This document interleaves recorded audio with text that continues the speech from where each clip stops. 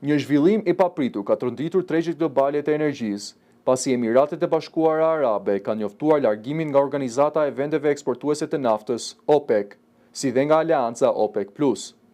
Ky vendim konsiderohet një goditje e rëndë për bllokun energjetik dhe për liderin e saj de facto, Arabinë Saudite, në një moment kur tregjet janë tashmë të tensionuara nga lufta me Iranin.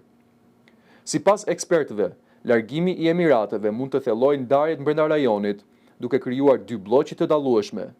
Njëra e udhëhequr nga Arabia Saudite dhe aleatët e saj rajonal, dhe tjetra ku Emiratet kanë lidhje më të forta me vende si Shtetet e Bashkuara, India dhe Izraeli. Ministri i Energjisë i Emirateve, Suheil Al-Mazrei, deklaroi se vendimi është marrë pas një analize të kujdesshme të strategjive aktuale dhe të ardhshme të prodhimit të energjisë, duke e cilësuar atë si një zgjidhje të mirëfillt politike. Megjithatë, ai theksoi se ndikimi i menjëhershëm në treg mund të jetë i kufizuar, për shkak të situatës në ngushticën e Hormuzit, e cila mbetet kryesisht e bllokuar si pasojë e konfliktit.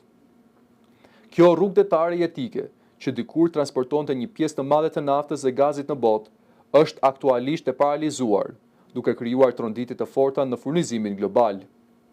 Ekspertët paralajmërojnë se sapo kjo ngushticë rihapet, Emiratet mund të rrisin ndjeshëm eksportet e tyre, gjë që mund të sjellë ulje të çmimeve të naftës në afatmesëm dhe afatgjatë. Largimi i Emirateve shihet gjithashtu si një fitore politike për presidentin amerikan Donald Trump, i cili prej kohësh ka kritikuar OPEC-un për ndikimin e tij në rritjen e çmimeve globale të energjisë.